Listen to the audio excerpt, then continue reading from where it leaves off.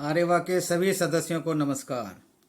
आज जो है एक बहुत ही इम्पोर्टेंट इशू के ऊपर डिस्कस करने आया हूँ मैं।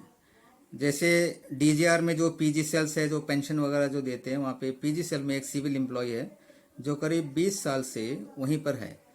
जब भी उसका जो डीजीआर के अंदर जो सिविल स्टाफ होने के कारण जब पोस्टिंग वोस्टिंग आता है तो वो जो है सीनियर ऑफिसर को जाके बात करके फिर वो कैंसिल करवा के उसी सेल में आता है।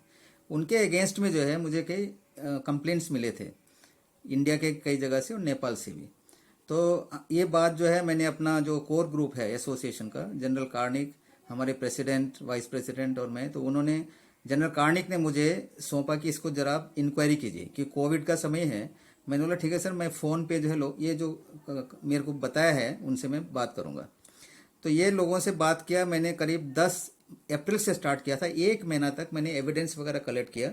ऐसे होता था, देखिए ये जो इनका जो है हैंचमैन है, हैंचमैन यानी मिडिलमैन, ये जो स्टाफ जो बताया मैंने, वो जो अपने मिडिलमैन के थ्रू बताते थे कि जो पेंशन जिसको मेन नहीं मिल रहा है, मतलब किसी भी कारण वो डिस्चार्ज चला गया, पेंशन मिल नहीं रहा है, फिर उसने टेकअप किया केस, वो कागज़ इसके पास आ गया, तो मिडिलमैन जाके उस पेंशनर को मिलता है, बोलता है कि भाई तुम्हारा, सॉरी पेंशनर नहीं, वो जो AR एक्स सर्विसमैन से बोला कि तुम्हारा जो एप्लीकेशन वो पहुंचा हुआ है, तेरे को पेंशन दे देगा, लेकिन एक शर्त है कि वहाँ पे जो स्टाफ काम कर रहा है उसको थोड़ा पैसा देना पड़ेगा।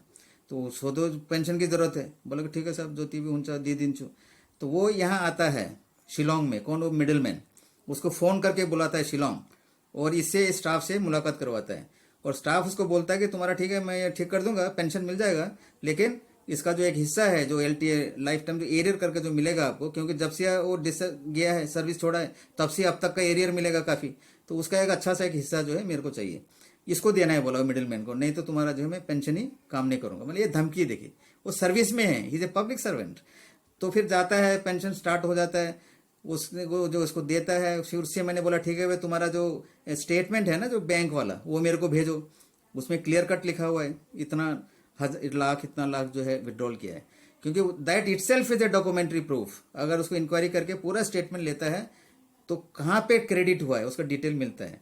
तो ऐसे भी केस है, एक फैमिली पेंशन से मैंने कांटेक्ट किया, मेरे जो सोर्स जो था इन्फॉर्मेशन डायरेक्ट मैंने कांटेक्ट किया, बोले हाँ मतलब कहाँ से मिला आपको, कितना पेंशन मिला, कितना अपनी एजेंट को दिया। बोला सर 3 लाख रुपया दियो। कौसरी दियो? बोलता है ये चेक के थ्रू दियो। ओके, ये मैंने व्हाट्सअप भेजा, पर इसमें मेरे को अपना अकाउंट का जो स्टेटमेंट भेजो। मैं चेक करते समय क्रेडिट दिखाता है उसमें 12 लाख जो भी क्रेडिट हुआ, लेकिन विड्रॉल का कोई डिटेल नहीं है। बाद में जाके वो बैलेंस 2,000 हो जाता है। मैंने बोला कि तुम्हारा स्टेटमेंट गलत है, जाके बैंक से बोलो, मैं स्टेटमेंट देगा। वो गया बैंक में, मैनेजर बोला कि नहीं मिलेगा। तो मैं उसको राइटिंग में एक एप्लीकेशन बना के व्हाट्सएप के थ्रू भेजा। मैं बोला इसका प्रिंट निकालो, साइन करो, you are the account holder, आप जाके बताओ उसको कि मेरे को चाहिए। तब भी वो नहीं दे। इसका अर्थ क्या होता है? दैट henchman और the middle man has already influence the bank staff there. उसको भी कुछ पैसा दे रखा है। उनका जो स्टेटमेंट का जो आता है सॉफ्टवेयर, उसमें भी थोड़ा ऐसा कर रखा है कि विड्रॉल का जो है डिटेल नहीं है। ये ऐसा तो छोड़ो, फिर दूसरा जगह बताइए, इसका जो मेन जो हैंचमैन है वो केमिंग में क्या कर रहा है? वो नाइक से पेंशन निकला है, 10-11 हज़ार होगा। वो इतना बड़ा सा बिल्डिंग है, कार में घूमता है पूरा, कहीं जाए। नेपाल में धरान में भी है उसका घर, वहां भी जाता है। वहां जो ये जो स्टाफ जो मैं बताया आपको पीजी सेल में, वहां भी उसका साथ मुलाकात हुआ है। पूरा इंफॉर्मेशन जो है मैंने करीब 9 पेज का देखे FIR, 9 पेज का FIR में सब कुछ लिखा हुआ है। मैंने CBI, इसके अलावा जनरल कार्निक साहब को मैंने CBI शिलोंग का जो SP था उनसे भी बात किया। एक अलग सा DO लेटर बनाया, DO लेटर बना के जो है उनको भेजा हमने 12 मई को। FIR 12 मई को ही हमारे जो स्टाफ है शिलोंग में उसका प्रिंट निकाल के बाय हैंड जाके दिया ऑफिस में 12 मई को। लेकिन उन्होंने थोड़ा दिन बाद मेरे से बात करता है, बात करके बोलता है जो इन्वेस्टिगेशन जो डिटेल किया था या SP, बोलता है नहीं इसमें कोई एविडेंस वगैरह नहीं है, आप ऐसा करो, उसको लीगली पकड़ना है। एक तो एक्यूज्ड होना चाहिए, एक्यूज डिमांड करना है पैसा का। एग्रीव्ड पर्सन जिससे डिमांड किया है वो जो पुलिस को खबर देगा। पुलिस जो है जब उसको एक्सचेंज होता है पैसा, तब आके रेड हैंड पकड़ेगा। अब देखिए तो इसका क्या मतलब है? जो पहले जो कर रखा है, क्योंकि वो तो अलर्ट हो गया है। मैंने तो उस एजेंट से भी बात किया फ़ोन पे, जो मैंने बताया नाइक जो कीमिंग में है, उससे फ़ोन पे बात किया। जो इन्फॉर्मेशन मिलने के बाद, क्या तुम जानता है इसको, जलेस को? पहले तो घबरा है, बोलते हाँ सब जानता है।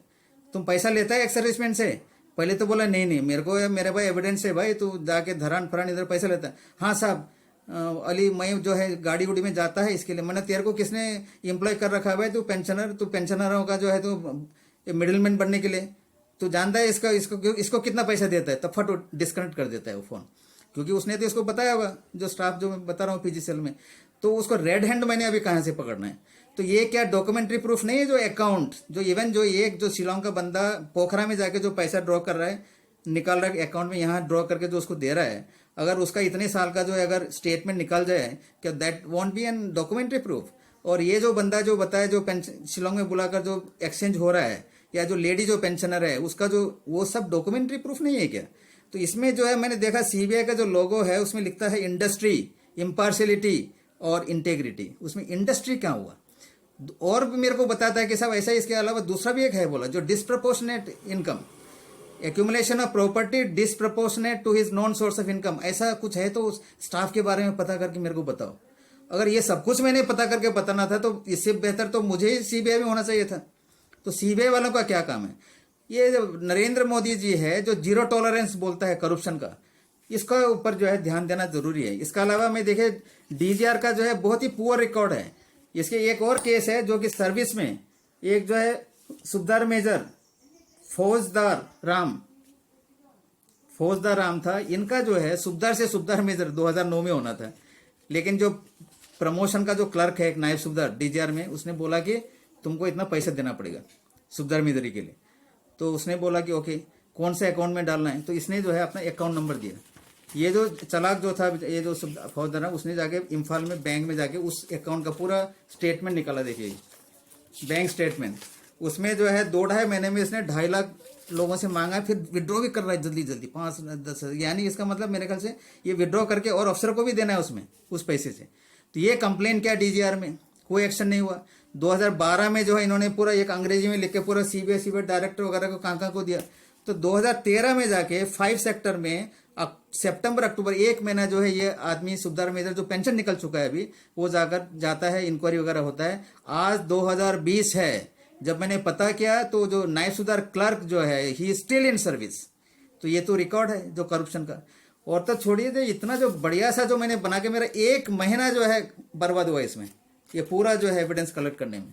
बोलता कि फोन द्वारा कलेक्ट किया है, इसका कुछ होता नहीं है। जबकि सीबीआई को जो है केवल 1 लाइन करप्शन के बारे में कोई अगर भेजता भी है ईमेल में, दे शुड बी एक्टिवेटेड, तो उनका काम ही है।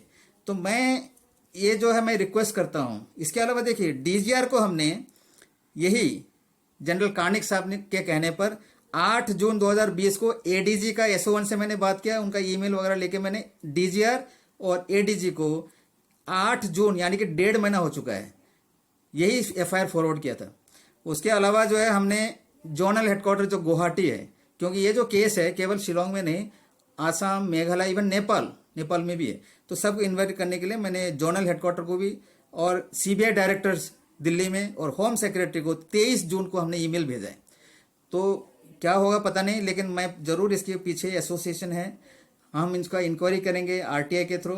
डीजीआर के स्टाफ को मैं बता देना चाहता हूं कि आरटीआई के देने पर जो है सेक्शन 24 लगा के हम तो जो है we are not under obligation to give, it is not that cases of corruption and human rights does not cover section 24 of the RTI act 2005।